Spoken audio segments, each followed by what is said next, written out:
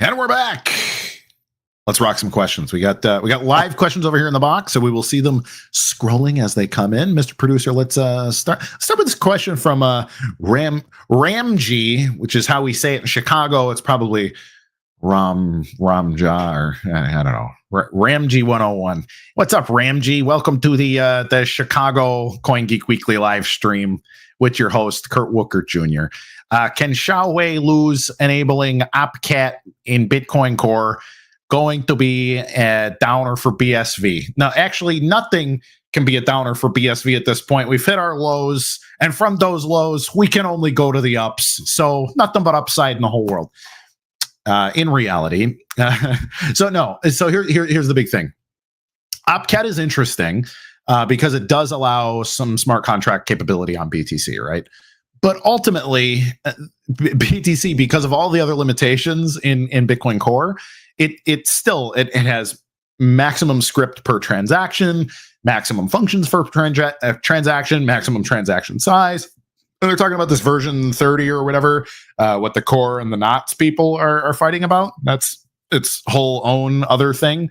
But ultimately, because of all the limitations, and some of them are fundamental that would require a hard fork to get away from, it's just not going to happen. I mean, the OpCat thing could happen, but even if it does happen, it only really offers a very limited amount of things. And like BSV has gone so far the other direction. Like they are so deeply opposed on so many things. So it really is. I'm trying to think of like another major fork in the history of reality that might be. I think it would be easier for the Catholic Church and the Presbyterian Church to like reconvene into join the Holy See yet again, and that's also not going to happen. But I think that would actually be easier because technically it would just require a bunch of people agreeing to handshake and say, you know what, we agree on more than we disagree with. But it's not going to happen here. So that's my take on that. Let's take another one. Casey Atkins. Hi, Kurt. In your opinion, do I release my white paper discovery after London Blockchain Conference or hold onto it for a bit longer? I don't want to interview with any plan. No. Release it, man. I'm curious. I gave it a cursory view, and I've seen other conversations go this direction. Can you get rid of the I feel like it just cuts my head off. Yeah. So it's one of those things where it kind of reminds me of the steganography stuff that came out in March, April this year. Like it's interesting, but it's not definitive in my opinion. Now you can continue to pile on more and more interesting things to say that there's a bigger, broader, more interesting thing to be implied by all of the evidence going that direction. But it's release it. The world should see it. The world should know, and the world can make their own decisions about it. But similar to like what Lex said last week, that the powers that be, they don't like BSV and they don't want to acknowledge, the hijacking of Bitcoin and the broader Satoshi story and all of that kind of stuff. Like that's for their own reasons. It's for their own political. It's kind of like talking about any major political thing. You talk about like Ukraine versus Russia, for example, and it's like, sorry, if you're a Democrat, you think we need to fight for Ukraine forever, and if you're a Republican, you're a little bit more on the like, I don't know, maybe kind of Russia's bad, but they're not all bad, and whatever. And so it really kind of just comes down to like, it's a party line thing, unfortunately.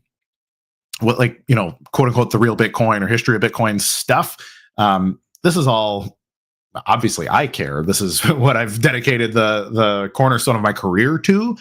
But you can probably convince average people, but average people are already like, I don't know, man. I don't want to go down some weird rabbit hole. It's similar to like Alex Jones type content. Like there are lots of things that he's super contentious on, but I think a good number of those things, like he makes a really good point about and is probably right.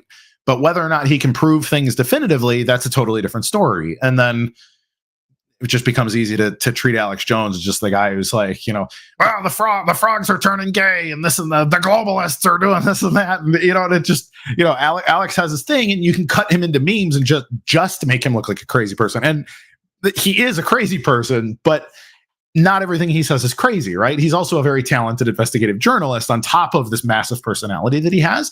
But there's always going to be a contingent of people that like will not watch Alex Jones. They will not watch Joe Rogan. They will not watch, whatever. Or you get the same thing on the other side. Like, I'm not going to watch CNN. CNN's for blah, blah, blah, blah, blah, blah, blah. And like, it's just one of those things where if you're not open to the discussion, it's just like, it can't get in there. You cannot breach the cerebellum and get past the like, look, this might be a fact. And it's like, no, I've already written that off. I've already agreed that that's fake in my mind forever.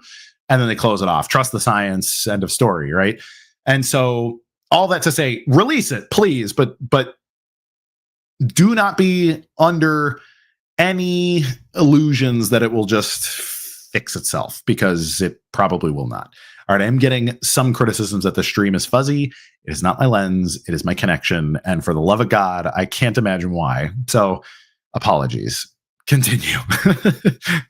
What are your thoughts on Core V30 or whatever it is? Same kind of thing. Similar to my position on OpCat, right? Like,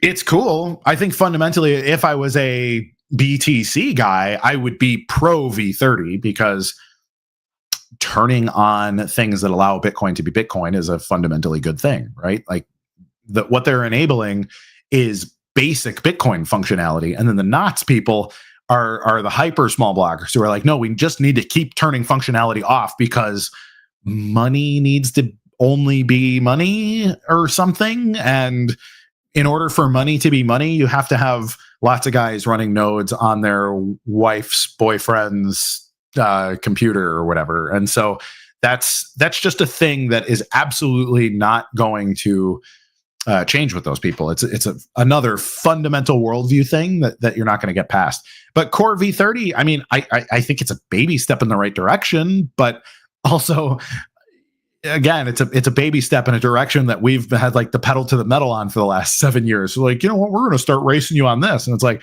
bro, we are on a different continent at this point. So can you do an impression of Stewie doing an impression of CSW? Oh God. Stewie. So this is Stewie doing a bogan Australian accent. Yeah. So what's a if I were to grow cucumbers, how do the Aussies? I think that what do they? No, I can't get there. I can't go. I can either do Stewie or do Craig. I cannot combine them off the top of my head. Sorry, now I'm a mess. Kurt, CoinDance showing BSV more profitable to mine than BTC, with BTC market price so much higher than BSV and BSV fees so cheap. Is this true? I actually don't know. I haven't checked. It is. So this is one of those things that like it could be, but it's. There's an arbitrage of all hash power, right? So if you can mine anything at the flip of a switch with your SHA-256 ASIC rig, so that gives you the option, right? You can mine BTC, BCH, BSV. I think you can mine eCash or like Digibyte, and there's probably half a dozen other coins you haven't heard of that you can mine with SHA-256. If you have the ability to do that, then if it becomes profitable to mine BSV for 6 hours of the day, you go over and you mine it. But when you do that, that raises the difficulty of BSV itself, which drives down profitability. So there's like this rubber band attached between all three chains. And then that rubber band has weird other levers to pull based on the different types of difficulty adjustment algorithms that exist among those chains. And that has made it that essentially BTC miners have a predatory relationship with BSV and BCH, because those things, you would switch from BTC to BSV, for example, but the difficulty adjustment adjusts down rapidly because it has a sort of an automatic difficulty adjustment algorithm, whereas BTC's is very steady and only adjusts every 2 weeks. And so it allows you to jump in, essentially attack BSV and then jump back out. And then you haven't really changed your profitability on mining BTC in the interim. And so it kind of, in my opinion, it keeps BSV and BCH down because it's basically just saying, hey, come mine us for 6 hours and make it less profitable for our loyal miners to mine. And then you can leave when you've finished ransacking our blockchain. So it's I don't like it, but it kind of is what it is. But transiently, absolutely, BSV is more profitable to mine. Often it fluctuates up and down and they crisscross each other, but the simplicity of arbitrage makes it that those gaps in profitability are not sustained. The flip side of that is it will be sustained when there's lots and lots of transactions, because that is not going to be relative to price, basically price versus difficulty versus total global hash rate and all those other things. So if there's just like a billion transactions per block and they're all paid, then it becomes like the floor for mining profitability stays just consistently higher in that kind of paradigm. So that's really what we're pushing for. Next one, please. You've been on a lot of major outlets in the past, like Patrick Bet David. How are those interviews arranged? There are great ways to share info about Big Block Bitcoin. Great question, Brett. Most of them are actually coordinated by people in the community. So Patrick Bet David specifically was coordinated by people in the community. Me being on the Hotep Jesus podcast was due to Hotep asking, like, hey, who's a good representative for BSV? And I was, me and Connor got elected, essentially, for lack of a better term, to go do that. And then some of the other ones, so like the Fox ones, those were coordinated by the folks in the CoinGeek empire. So some of those stuff does get coordinated at that end, but most of the independent podcasts and stuff, that's just from people like you, tagging me on X, telling people, I would love to get on like the Sean Ryan show or Russell Brand or any of these shows, these independent people that just kind of want to talk about anything and have a big audience. You just got to let them know that they should talk to me. And if they see that enough, then they see that there's demand and that I bring an inbuilt audience. And then, then it takes off from there. If they get good numbers because they talk to me and I'm exciting, then that benefits everybody. So that's that. Kurt, do you think we are getting some on-chain activity anytime soon from businesses waiting on the sidelines for Terranode to be ready, or would it take more time? So I don't know what I don't know, but a lot of people who I do know insist that there is some stuff waiting on the sidelines. Now, I know for a fact that a lot of people doing business development over the last 5 or 6 years, letting people know, like, hey, Terranode is coming soon. You should put your globally relevant stablecoin or CBDC or your IoT project or whatever else should be on the BSV blockchain, but you kind of have to wait for Terranode. A lot of those conversations have been warmed up for years and years and years now. And I would expect that now, once it's fully online and vetted and all this other stuff, that it's pretty easy for people that have already warmed up those relationships to be like, hey, you remember that deck I showed you that time I flew you out and, bought everybody drinks and gave you this presentation and did some of the, a lot of the stuff we've been doing over the last few years, including in like places like Dubai or all across Asia. We've had a lot of people doing a lot of that kind of business development.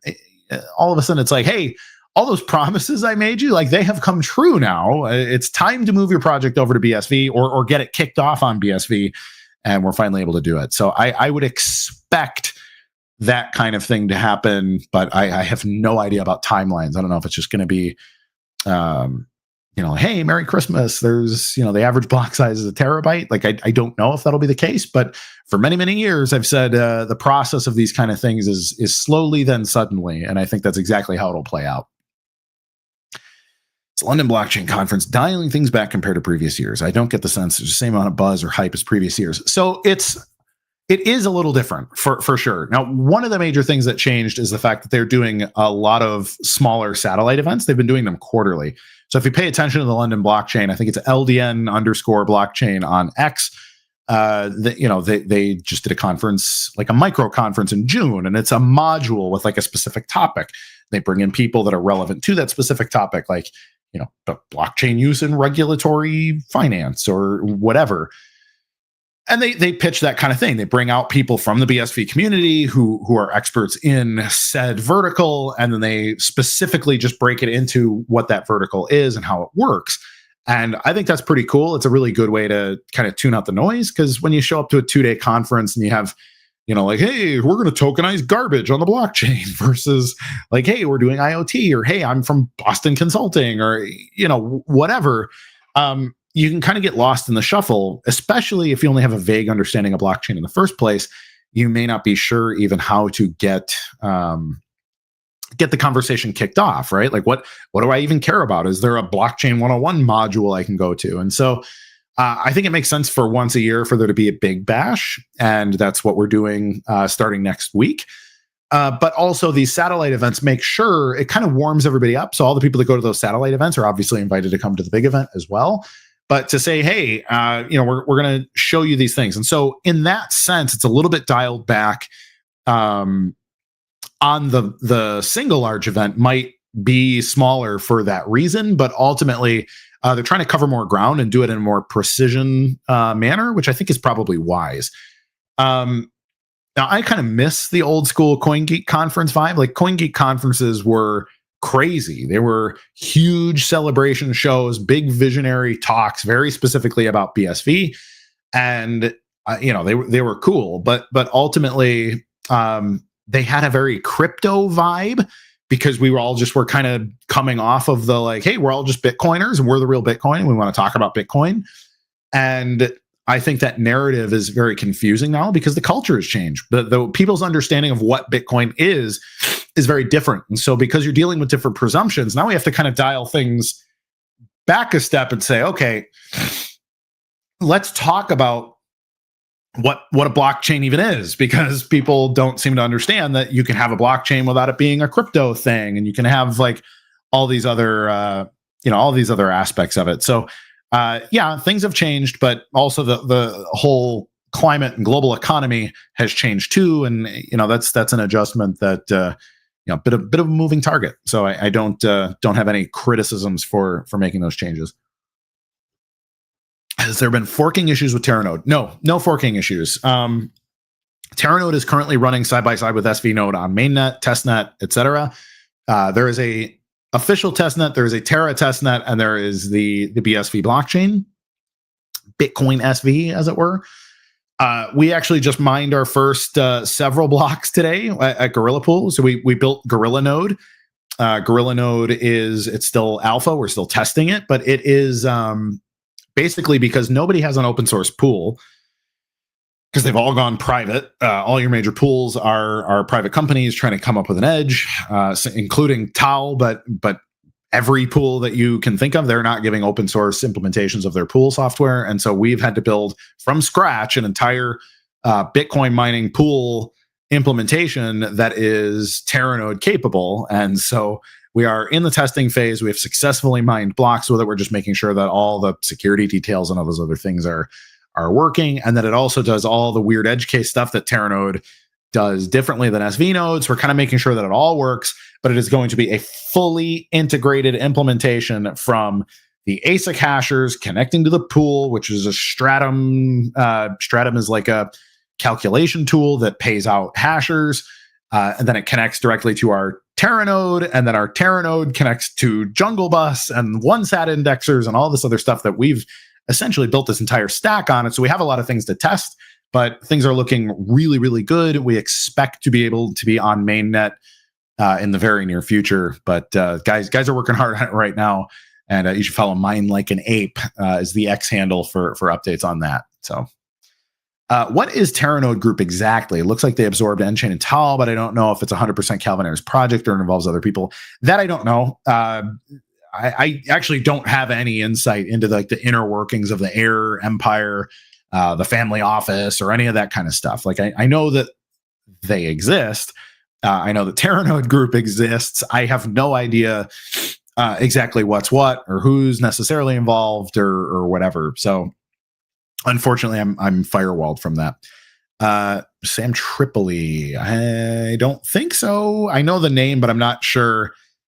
Don't know much about it.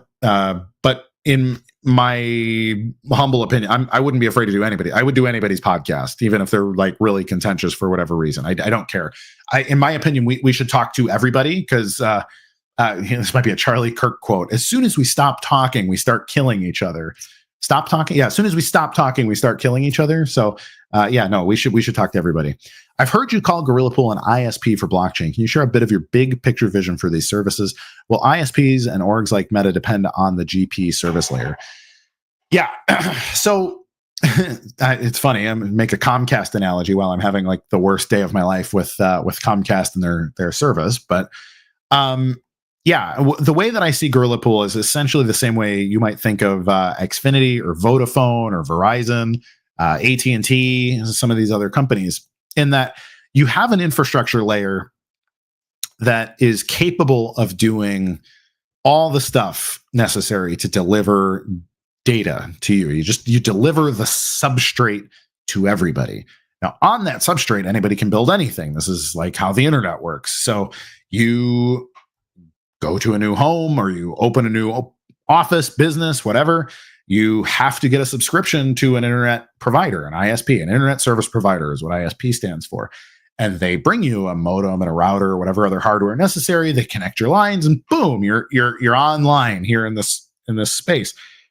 Bitcoin has the same issue. You need somebody to provide that information and that connectivity. I picture Gorilla Pool providing that connectivity, and I imagine the world moving to a metanet style internet where the internet of value works over transactions. You have to send a transaction to send any data packet, and the world's a better place for it because you get to control your identity, you control your all of your data that is currently making Mark Zuckerberg and Elon Musk and all these people a lot richer, and it can make you richer instead. So that's how it goes, and that's partially why we're building all this stuff proprietary. We want to be mining blocks, but we want to be mining blocks because we want to be providing that connectivity to people so that they can connect to the metanet, make the world a better place, connect to people in a way where they're exchanging true value, measurable value, instead of just arbitrary nonsense like on today's predatory internet. So that's the goal. Next one, please. One of the bottlenecks to BSV historically is that Bitcoin script is a niche developer tool. Recently, that changed both with SDKs and AI tools like Claude. How important is that to BSV's growth? It's huge. Really good questions today, Brett.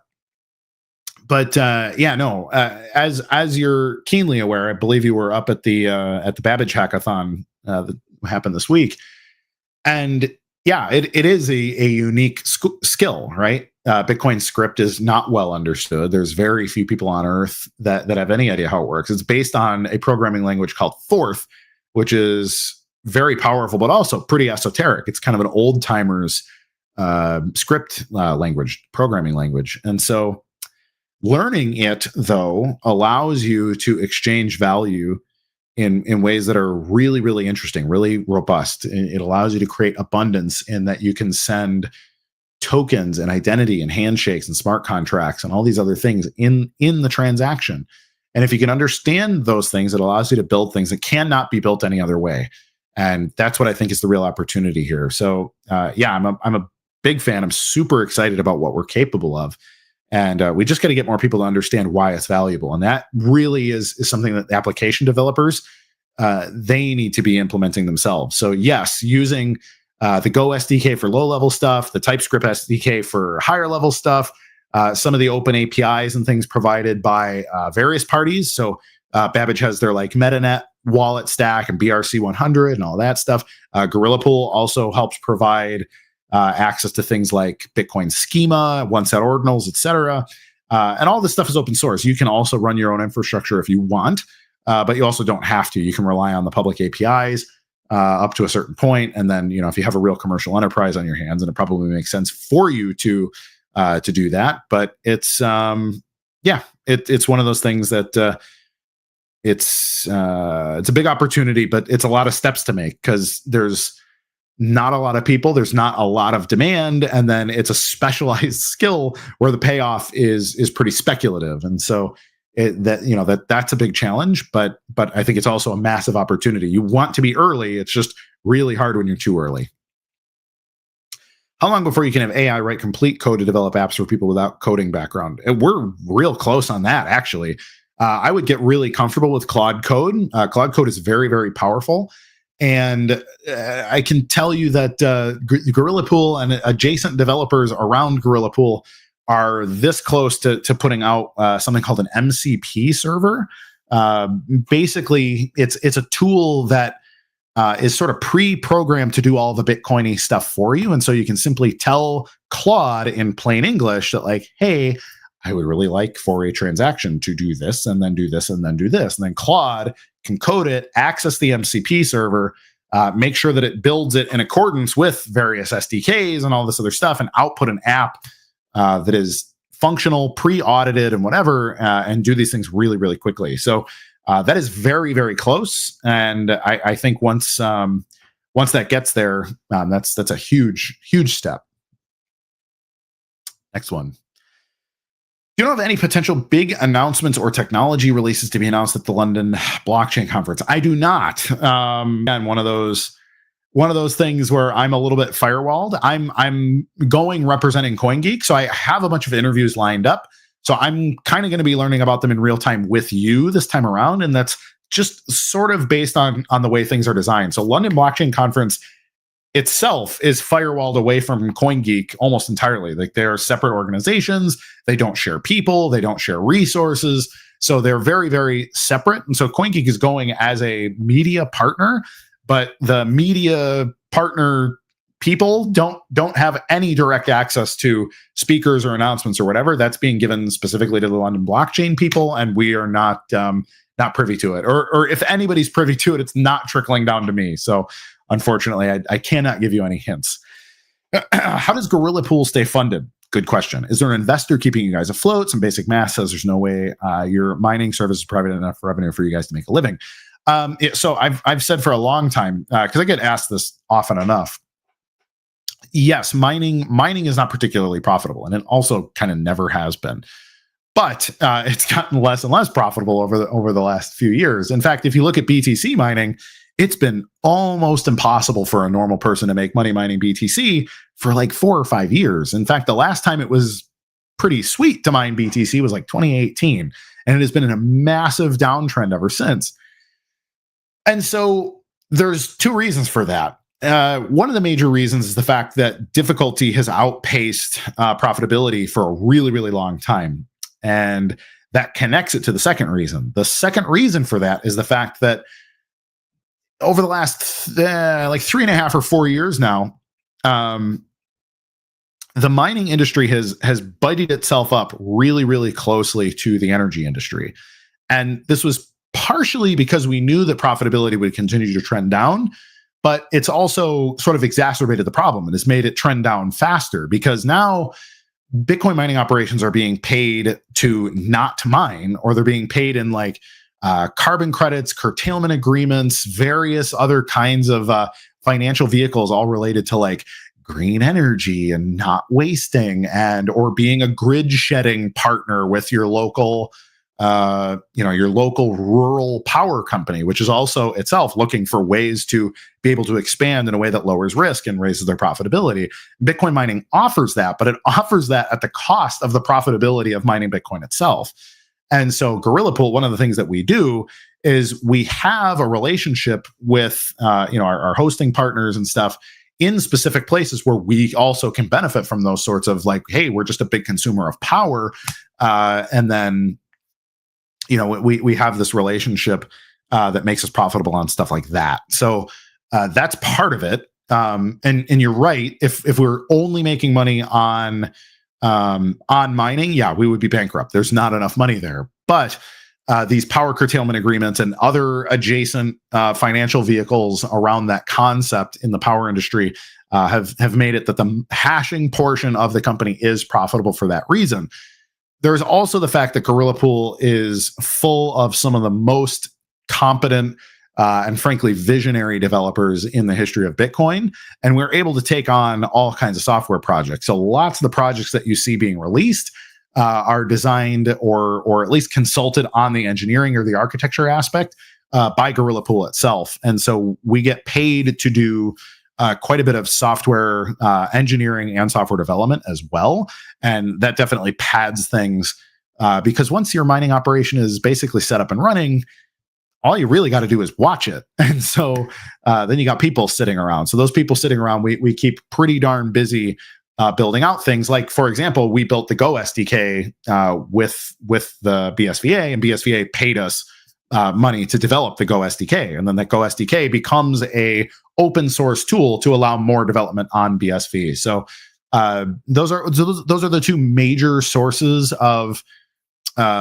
income. So software development and power related stuff. There are many BSV technologies that are way ahead of their time. They can also fail commercially by being too early in the market. Which use case do you think is at the right time for mass adoption on BSV? So I think stablecoins are a huge thing right now, like massive. If you look at the Genius Act and the Clarity Act, and you listen to what's being discussed by global governments and commercial banks, payments companies, and even your like MoneyGrams and Western Union and all these people, they all understand that stablecoins speed up their business by a huge margin and also lower their costs. They don't seem to understand that putting them on Ethereum is not actually an option for them, that it will have massive costs that I don't think they're prepared for. And so since there's a ton of buy-in on that concept, they need a real solution, because some of these governments are demanding that they get a CBDC rolling. There are commercial banks that are demanding that by the end of 2027 that they have a commercial stable coin and some of these things. And so they kind of have to come to BSV for that kind of thing. So I think that's probably the one key place that is not a push for us, but it's actually kind of a pull that we will almost certainly have clients that are like come knocking on our door and like, hey, is it really true that you can do 1 million transactions a second at a 10,000th of a penny? Because if that's the case, like we need you right now. Like we need a rapid integration. And we have seen this, including even at Gorilla Pool, where we get people that, they said, hey, we tried a Ethereum pilot project, and like, what the hell? Like Ethereum doesn't even work. And we're like, yeah, we know, is what we've been saying. And then that becomes a pretty easy sell. And we're like, yeah, so you already have like a beta level app and like all these things. They've already created their UI and all this stuff. And it's like, hey, yeah, just run this in BSV. So we've done some sandboxes and stuff like that. And then I think that'll be a pretty rapid thing to adopt. I think most of the other stuff is further out, like all the, hey, we're going to tokenize salmon or tokenize kosher meat or, tokenize onions in Ukraine or whatever. Like all of that stuff it's a little bit bigger because all the underlying infrastructure isn't there either. And so like weird processes already have to be defined. So it's like, okay, Igor picks the onion, then Igor tokenizes the onion, then the onion goes on the truck. And, that's a whole, all of that's got to be defined. And that's a bit of a pain in the ass. But once it's done, it's done. Like there's value there, but it's also, that's the kind of value that, takes 5-10 years to really start to benefit from. And so I think it will be like a 5 or 10 year sort of thing. But stable coins, that's one of those like slowly then suddenly, and I think they compounding on our door, for those that haven't already been solicited by us in the first place. Hey, Kurt, what will happen to BSV wallets when Terranode launches? Babbage recently said the old school wallets become dysfunctional. What is the wallet of choice for those who wish to accumulate BSV?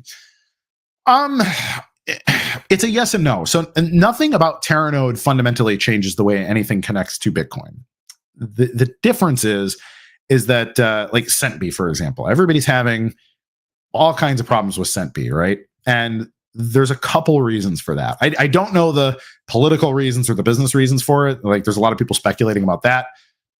The speculations could be right, but again, I'm firewalled from all of that kind of stuff. There, ain't nobody calling me from the family office to be like, so Kurt, what do you think we should do about the Centbee? That doesn't happen. Okay. Nobody wants my opinion from Switzerland, but from a technical standpoint, Centbee is running a BSV node, right? And they're probably running it in something like, Amazon Web Services or some other cloud service provider. And then their node is keeping track of all of the private keys, not private keys, the public keys rather, of the wallets that they provide. Now, when that volume goes up, they have to pay the fees for AWS to elastically scale up and provide that node service to their people. Now, Centbee is not a company that is making any money. What is Centbee's money-making business model? They were trying to do like a voucher system and all this cool stuff in South Africa, but it's a pretty small market. And so they're providing an expensive cloud service to people that aren't giving them money because the wallet is free to use, right? and there's not a practical way to monetize the use of it. And so when the bill gets too big, and CentB is looking at like, not a lot of money in the bank account, but they got a big bill due. I think that's probably what happened. Is they're like, hey, like guys, we just can't afford the bill. Product off. And then I have no idea why the comms have been the way they are and whatever. I can only imagine. But I do know that Lorian like lives, breathes, and bleeds Bitcoin, and I know he's a really stand-up guy. And I was worried a couple months ago, like I hope he's actually physically okay. Turns out he is okay, but there's some kind of political and or business issue that, again, I'm not privy to and nobody's telling me about. But it is really unfortunate to see that like they're probably, have wrapped up and that's a problem. The problem that I just explained is exacerbated by Terranode, right? So AWS is expensive as it is. It gets more expensive when there's lots of volume. Terranode brings that volume up potentially by 4 or 5 orders of magnitude. Okay, so imagine if it costs you $1,000 a month to pay AWS to run your SV node. Add 4 orders of magnitude to that. What does that come out to? It's like on like $1 million a month or something. Like if they don't have $1,000 a month, they definitely don't have $1 million a month. And so that's the nature of that problem. What BRC 100 does, and what Babbage is talking about, is it defines a way to create public keys and private keys such that they can be imported and exported modularly across wallets. That's all it does. Because right now, CentB has a proprietary PIN system. That's cool, except when your CentB wallet stops working, nobody's sure how to get that stuff into Electrum. And even when you do get it into Electrum, it's a little bit wonky, and maybe you didn't catch all of your coins because you tried to export your XPub and all this other crap. And that sucks because all of it is technical debt that we've inherited from Bitcoin Core. And that's the technical nature of the problem, is that we're using things like BIP39 and BIP32 and stuff to create and generate keys and all this stuff. And that works when your blockchain is really tiny, but when it's really, really big, there's quadrillions of possible public keys that can be derived from a single private key. And that, again, is more processing power that is necessary to find all your coins. And so, not BIP 100, BRC 100. BRC 100 defines that standard. It tells wallets to generate private keys and how to find the public keys that have coins in them, so that if you're using, Gorilla Wallet, doesn't exist yet, maybe won't ever. This is not a hint. But if you're using some new wallet over here, Gorilla Wallet, and you're using Handcash and you're using Electrum and you're using whatever else, Simply Cash and all these things, and they're all BRC 100 compliant, I can just very easily export and import my keys into multiple different places, and I never, quote unquote, lose my coins ever again through some weird proprietary walled garden issue. That's what's going on. Now, as for advice, right now I'm really not sure, because that BRC 100 is not cleanly implemented across wallets right now.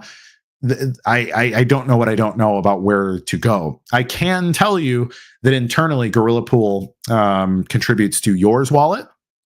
And Yours Wallet is working on BRC 100 compliance right now. So Yours Wallet will be an option. I know people don't like it, or some people don't like it because it is a browser extension wallet, and people don't love their browser. But that is an option.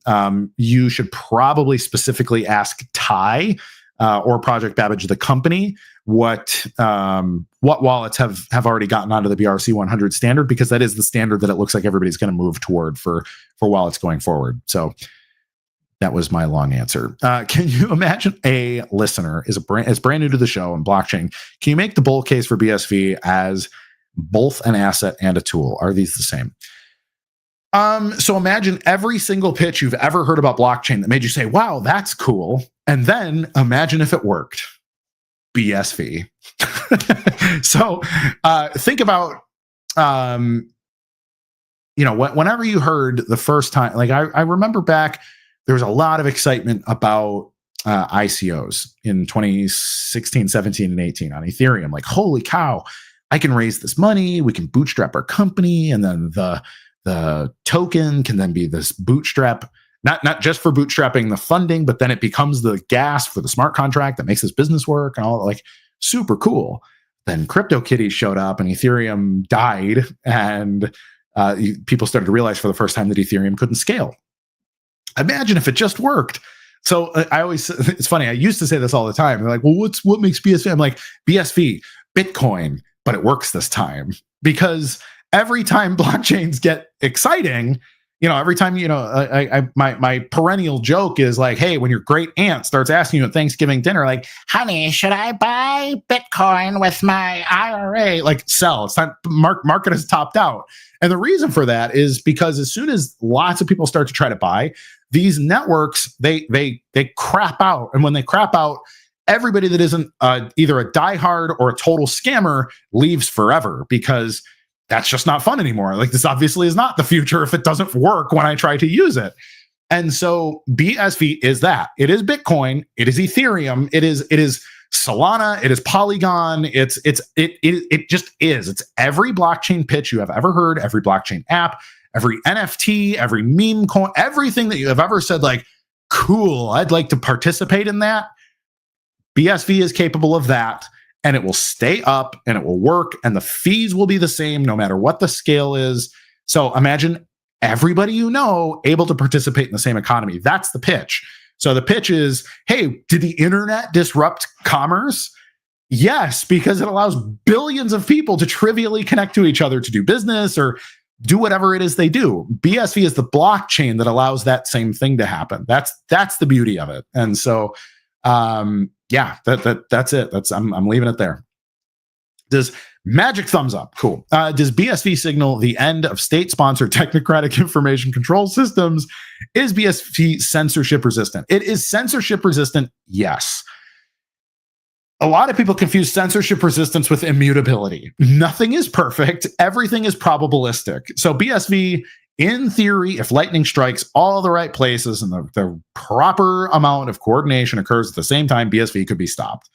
So could BTC, so could Ethereum, so could everything else. Okay. That being said, it is censorship resistant. It is deeply, deeply, deeply censorship resistant, so sufficiently that you could trust it to the tune of 99.9999999x%. Okay. That's the beauty of it. Does it stop state sponsored? What was it? Information control, I think was the word. Yeah. Information control systems. It's a tool, right? It's a hammer. You can use a hammer to build a deck, or you can use a hammer to kill your brother. And that's how tools are. Same thing with nuclear power, right? Like, we've split the atom. Should we give everyone free power? And it's like, no, we should blow up millions of Japanese women and children because the men are all fighting the war. So that's how people are, right? People are pretty gross. They're pretty consistently gross. And then you meet people that are visionary and inspire you and whatever else. And it's those visionary, inspirational people that make you very excited about things. And then, unfortunately, you also open Pandora's box on certain things. And then stuff goes bad. It very much could be a tool that allows all public information to be uncensorable. So I think you probably remember certain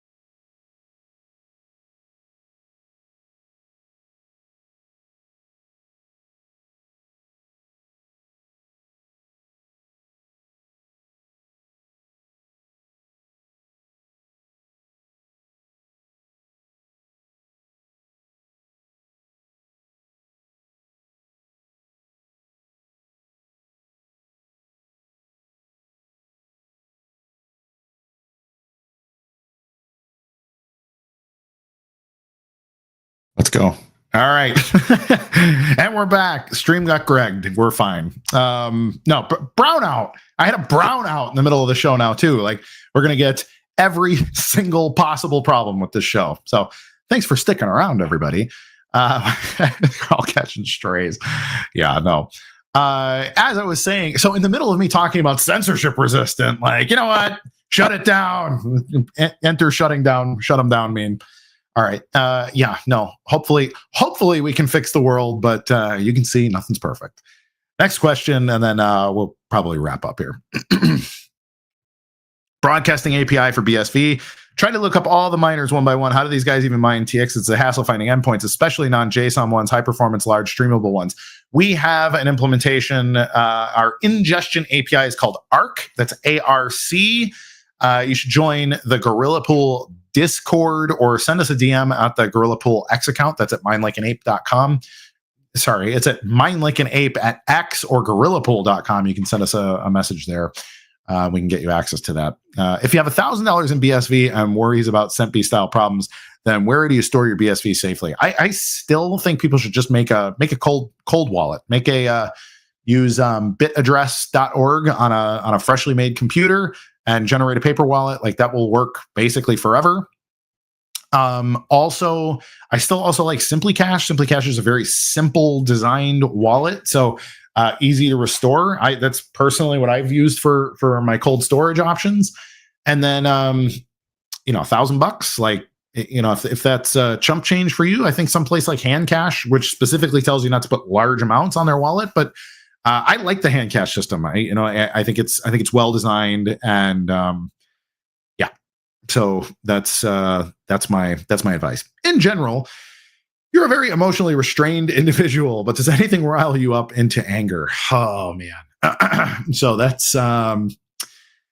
is a survival of abuse sort of coping mechanism that I've developed over many, many years. But no, I am quite patient. I've gotten very good at taking stressful situations, one step at a time, right? So it doesn't help if you get emotional. That's something I had to learn very easy, that getting emotional about something you can't change doesn't help you change it. Doesn't help you move past it. Doesn't help you do something to, try to make the world a better place, right?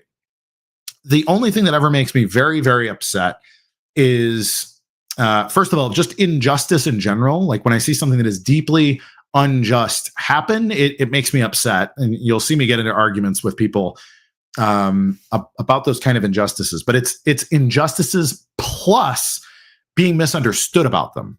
So I'm like an anti-war advocate, is like one of the other things that I care about in the world. And, I'll explain to people, like, why we shouldn't be in NATO, or why we shouldn't be supporting, some country, or why maybe it would make sense for the US to like support the Armenians versus the Turks and the Azerbaijanis or whatever. And then when people, they jump in with, like knee jerk, like, you're funded by Russia, or you're funded by, or whatever, or you're an anti-Semite, or you're funded by this. It's like, hold on. I didn't talk about the people. I didn't talk, so for me, when people start in, because I try to approach every issue with like a holistic understanding, right?